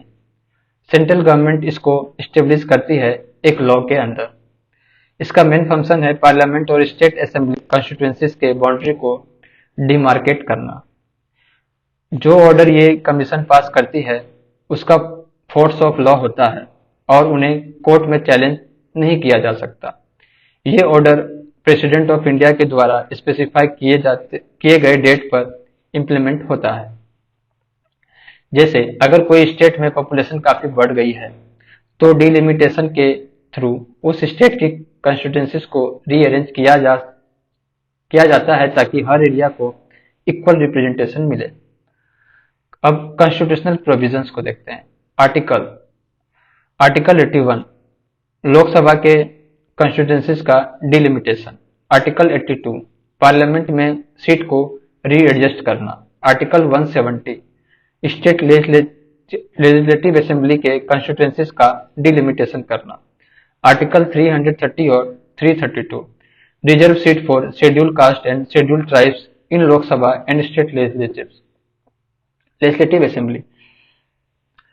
अब अमेंडमेंट को देखते हैं। 84th अमेंडमेंट 2001 और 87th अमेंडमेंट 2003 ने डिलिमिटेशन प्रोसेस को मॉडिफाई किया। इन अमेंडमेंट के बाद लोकसभा और स्टेट असेंबली के सीट 1971 सेंसस के बेसिस पर फ्रोजन कर दिया गया और ये फ्रीज तब तक रहेगा जब तक 2026 के बाद कोई नया सेंसस नहीं होता। SC/ST सीट को 2001 सेंसस के बेसिस पर रिवर्क किया गया है। हर स्टेट को 2001 सेंसस के बेसिस पर डिलिमिट किया गया है ताकि पॉपुलेशन के हिसाब से कॉन्स्टिट्यूंसीज के साइज बराबर हो। अब डिलिमिटेशन कमीशन का हिस्ट्री देखते हैं। फर्स्ट डिलिमिटेशन कमीशन 1952 में स्टेब्लिश किया गया था। सेकेंड डिलिमिटेशन कमीशन 1963 में स्टेब्लिश किया गया था। थर्ड डिलिमिटेशन कमीशन 1973 में स्टेब्लिश किया गया था। फोर्थ डिलिमिटेशन कमीशन 2002 में स्टेब्लिश किया गया था। फोर्थ डिलिमिटेशन कमीशन का फॉर्मेशन 2002 में हुआ था और इसकी कंपोजिशन थी चेयरपर्सन। ये पोजीशन एक सर्विंग या रिटायर्ड जज ऑफ सुप्रीम कोर्ट को दी जाती है। ये पर्सन कमीशन को लीड करता है और फाइनल डिसीजन लेते हैं। Ex officio member chief election commissioner या उसका nominees, state election commissioner of the concern state या यूनियन टेरिटरी। एसोसिएटेड मेंबर हर स्टेट के लिए 10 एसोसिएटेड मेंबर होते हैं। ये मेंबर लोकसभा और स्टेट लेजिस्लेटिव असेंबली के इलेक्टेड मेंबर होते हैं। अगर किसी स्टेट में 5 से कम लोकसभा मेंबर हैं तो उनकी मेंबर को एसोसिएटेड मेंबर्स बनाया जाता है। वोटिंग राइट्स ये एसोसिएटेड मेंबर्स वोट नहीं कर सकते और ना ही ऑर्डर साइन कर सकते हैं, बस एडवाइस देने का काम होता है इनका। अब डिलिमिटेशन कमीशन 2020 में गवर्नमेंट ऑफ इंडिया ने एक नया डिलिमिटेशन कमीशन सेटअप किया था जिसका मेन काम पार्लियामेंट्री और असेंबली कॉन्स्टिट्यूंसीज को डिलिमिट करना था।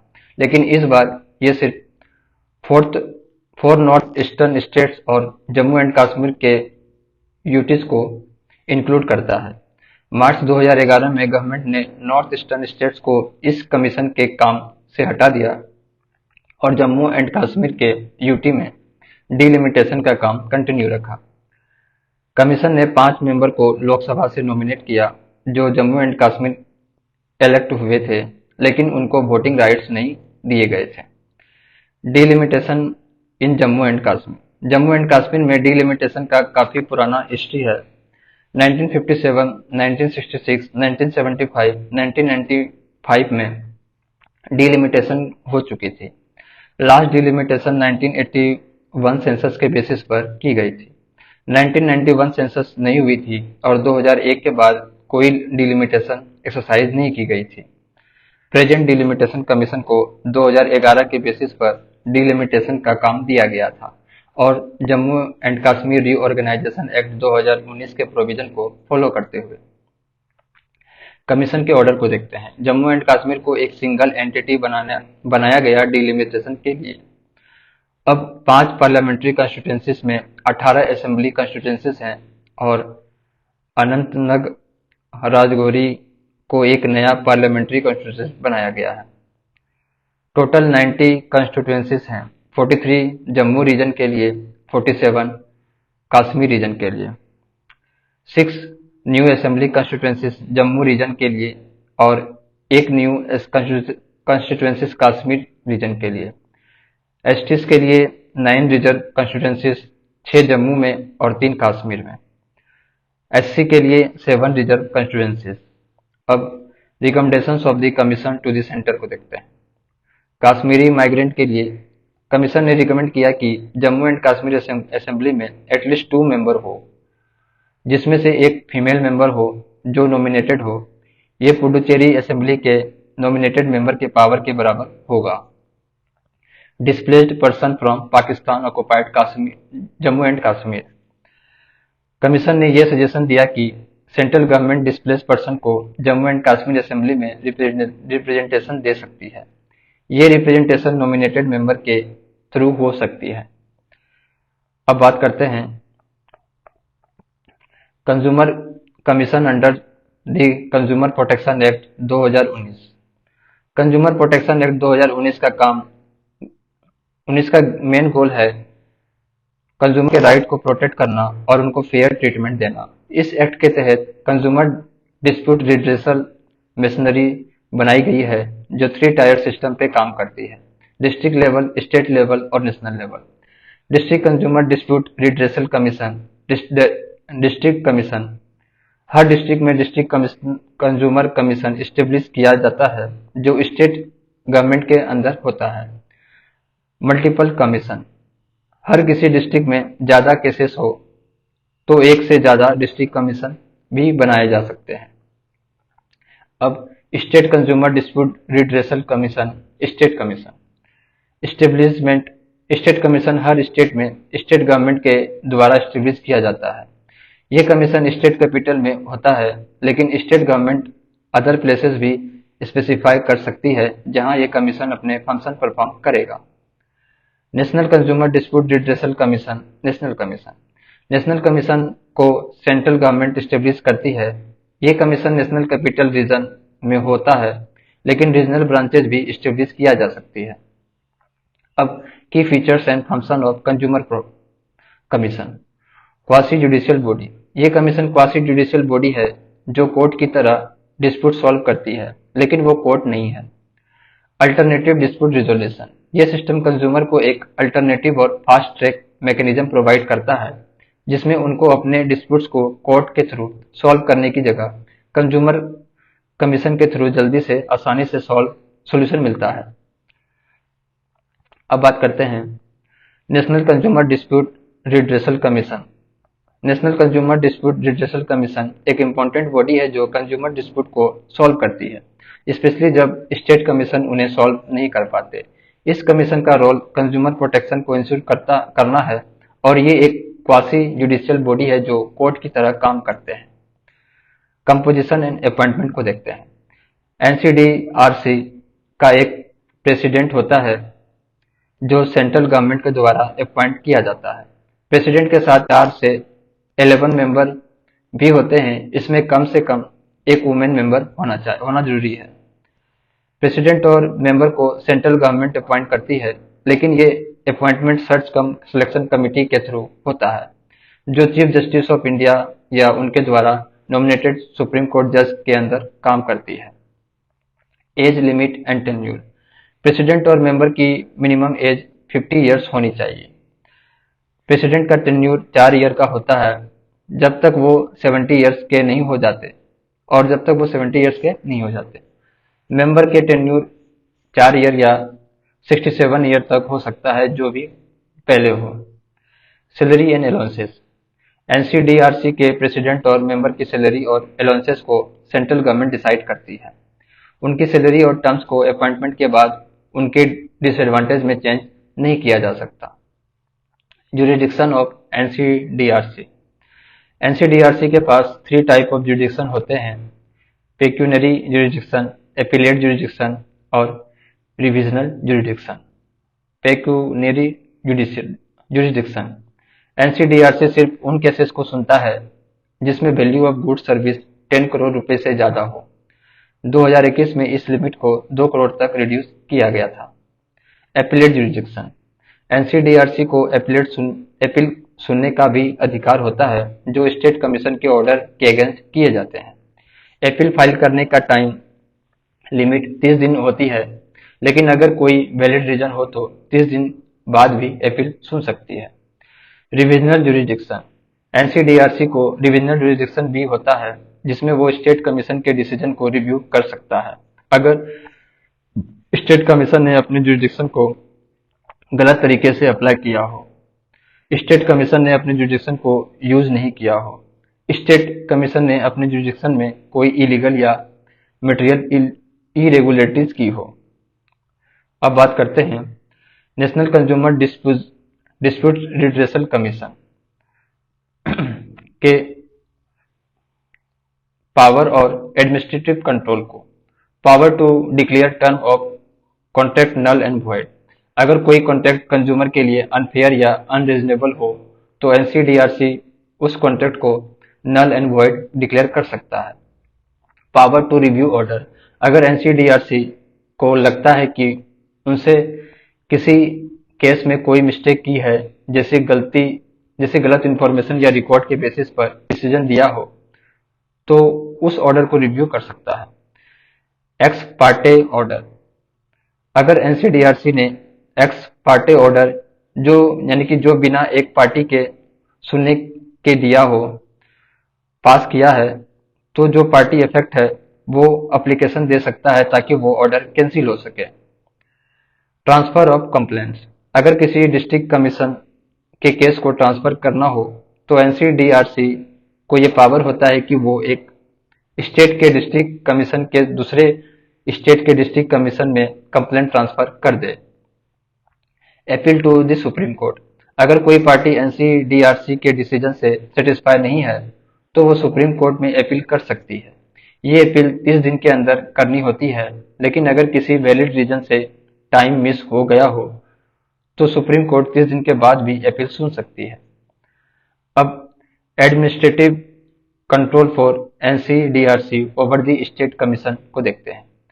एनसीडीआरसी को स्टेट कमीशन के ऊपर एडमिनिस्ट्रेटिव कंट्रोल भी होता है जो इंश्योर करता है कि स्टेट कमीशन इफिशिएंटली काम करे। Performance monitoring, NCDRC state commission के परफॉर्मेंस को मॉनिटर करता है जिसमें देखा जाता है कि उन्होंने कितने केसेस डिस्पोज किए हैं और कितनी इफिशिएंसी से काम किए हैं। इन्वेस्टिगेशन ऑफ एलिगेशन, अगर किसी स्टेट कमीशन के प्रेसिडेंट या मेंबर के अगेंस्ट कोई एलिगेशन हो तो एनसीडीआरसी उसकी इन्वेस्टिगेशन कर सकता है और रिपोर्ट स्टेट गवर्नमेंट को भेज सकता है।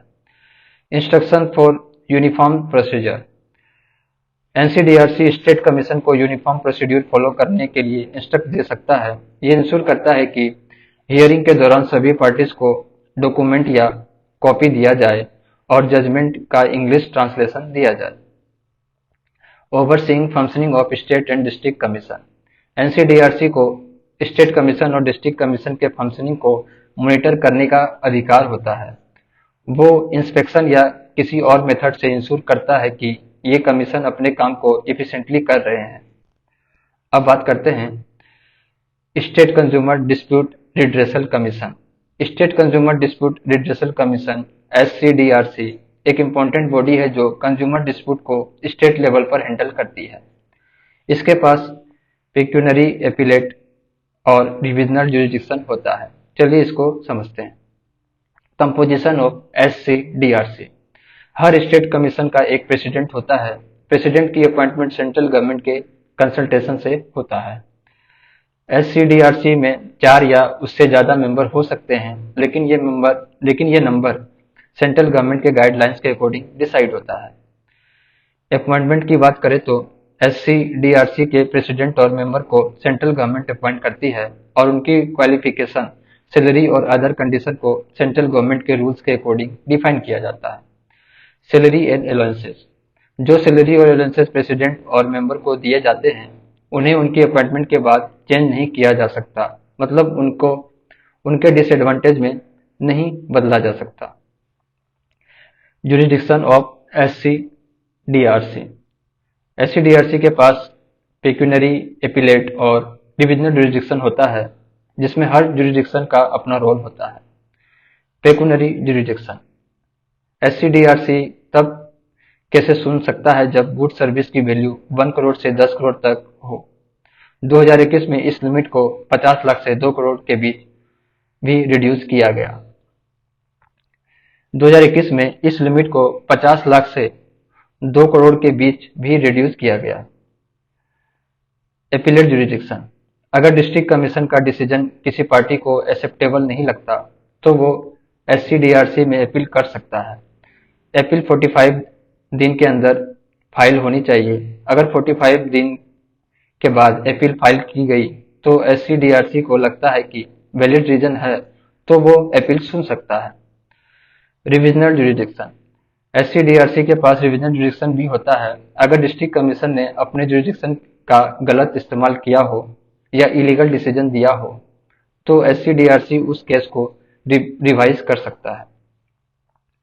अदर पावर ऑफ SCDRC को देखते हैं। Declaration of term of contract null and void, अगर टर्म ऑफ कॉन्ट्रैक्ट कंज्यूमर के लिए अनफेयर हो तो SCDRC उन टर्म्स को नल वॉइड डिक्लेयर कर सकता है। पावर टू रिव्यू ऑर्डर, अगर SCDRC को लगता है कि किसी ऑर्डर में एरर है तो वो उस ऑर्डर को रिव्यू कर सकता है और नेसेसरी चेंजेस कर सकता है। ट्रांसफर ऑफ कंप्लेंट, अगर डिस्ट्रिक्ट कमीशन में किसी केस को ट्रांसफर करना हो तो SCDRC उस केस को डिस्प्यूट दूसरे डिस्ट्रिक्ट कमीशन में ट्रांसफर कर सकते हैं चाहे वो सेम स्टेट में हो। Administrative control over district commission, SCDRC को अपने जुरिडिक्शन के अंदर डिस्ट्रिक्ट कमिश्नर का एडमिनिस्ट्रेटिव कंट्रोल होता है। ये इंश्योर करता है कि डिस्ट्रिक्ट कमीशन अपने केस को एफिशिएंटली हैंडल करे। अब बात करते हैं district consumer dispute redressal commission, DCDRC। DCDRC एक इम्पॉर्टेंट बॉडी है जो कंज्यूमर डिस्प्यूट को डिस्ट्रिक्ट लेवल पर हैंडल करती है। इसका मेन रोल है कंज्यूमर राइट्स को प्रोटेक्ट करना और उनके डिस्प्यूट को इफिशिएंटली सॉल्व करना। Composition of DCDRC, her district commission का एक प्रेसिडेंट होता है। प्रेसिडेंट के साथ 2 या उससे ज्यादा मेंबर भी होते हैं। इन मेंबर की नंबर को सेंट्रल गवर्नमेंट प्रेस्क्राइब करती है जो हर स्टेट के लिए थोड़ा डिफरेंट होता है। अपॉइंटमेंट सैलरी अलाउंसेस को देखते हैं। प्रेसिडेंट और मेंबर की अपॉइंटमेंट सेंट्रल गवर्नमेंट के रूल्स के अकॉर्डिंग होता है। ये रूल्स क्वालिफिकेशन, अपॉइंटमेंट प्रोसीजर और टर्म ऑफ ऑफिस को डिफाइन करते हैं। प्रेसिडेंट और मेंबर की सैलरी और अलाउंसेस को स्टेट गवर्नमेंट डिफाइन करती है। ये टर्म ऑफ सर्विस उनके अपॉइंटमेंट के बाद चेंज नहीं हो सकती। अगर प्रेसिडेंट या मेंबर का पोस्ट खाली हो जाता है तो स्टेट गवर्नमेंट किसी और डिस्ट्रिक्ट कमीशन को जुरिडिक्शन दे सकती है जिससे वो वैकेंसी भर सके। अब जुरिडिक्शन ऑफ DCDRC, DCDRC के पास पेक्यूनरी जुरिडिक्शन, रिव्यू जुरिडिक्शन और power of function at various places होता है। पेक्यूनरी जुरिडिक्शन, DCDRC तब कैसे सुन सकता है जब गुड्स और सर्विस की वैल्यू 1 करोड़ रुपीस से कम हो। 2021 में इस लिमिट को 50 लाख रुपीस तक रिड्यूस किया गया। रिव्यू जुरिडिक्शन, अगर DCDRC ने कोई ऑर्डर पास किया है और उसमें कोई एरर है तो वो उस ऑर्डर को रिव्यू कर सकता है। ये रिव्यू कमीशन के अपने मोशन से या पार्टी के एप्लीकेशन पर किया जा सकता है। रिव्यू एप्लीकेशन को 3 दिन के अंदर फाइल करना होता है। Functions at various places, DCDRC अपना काम डिस्ट्रिक्ट हेडक्वार्टर में करता है, लेकिन अगर स्टेट गवर्नमेंट चाहे तो वो इस डिस्ट्रिक्ट के किसी और जगह पर भी अपने फंक्शन परफॉर्म कर सकते हैं।